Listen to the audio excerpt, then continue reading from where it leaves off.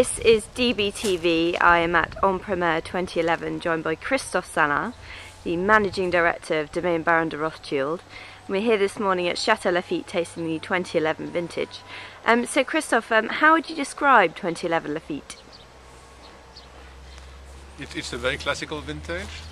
It's the sort of wine we like to make at Lafite, where I suppose that everything you're going to taste in Bordeaux will supersede the vintage, which means it's not another 09 or 05 where the vintage was more important than the origin.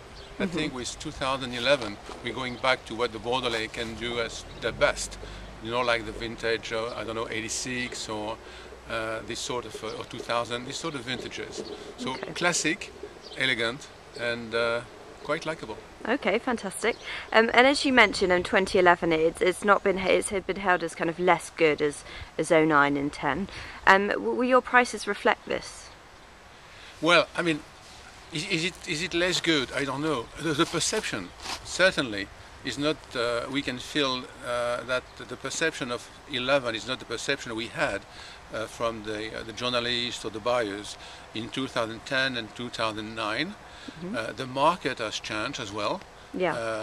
When that's going to be, I suppose, that's going to be a very good campaign for the buyers, because of course the Bordelais in general will drop the prices. Yeah. Have you thought about what kind of drops that you're going to be making?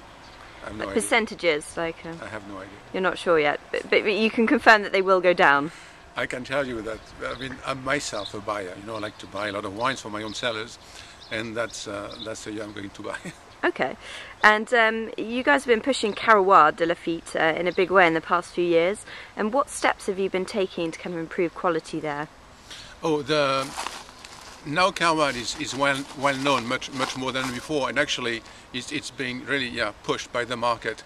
But the real first time we decided to make a good second wine goes back to the vintage 1994, and then of course we've learned how to make a first wine which is basically Cabernet Sauvignon, and move to the second wine, which is I mean, when I say Cabernet Sauvignon, in the Lafite blend you get up to 20% of Merlot, when in the Cabernet de Lafite you get 40% of Merlot. Okay. So we learn about the difference between the varietal and the period of the élevage, and the use of the aged barrels, you know, second year, instead of just new oak barrel, to make it more affordable.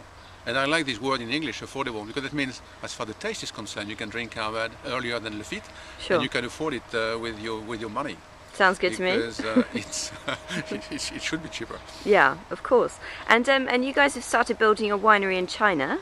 Do you know when that's going to be ready? We have started to plant the vineyards in May last year, and we are still working now on the construction. We're going to start the winery in 3 or 4 months, and I suppose the first real vintage, which we're going to bottle, will not happen before 2 or 3 years. And what kind of wines are you going to be making out there? Excellent. But which grapes are you planting? Cabernet Sauvignon and Syrah. Okay. Interesting, great. And do you have any new releases or anything excitingly new in the pipeline you can reveal to drinks business? No, not really. I mean, I can just tell you that we have started the harvest in the south of the world, since we have some vineyards in Argentina and in Chile, and it seems to be a great vintage down there. Right. Okay, fantastic. Well, Christophe, thank you very much. My pleasure. Thank you.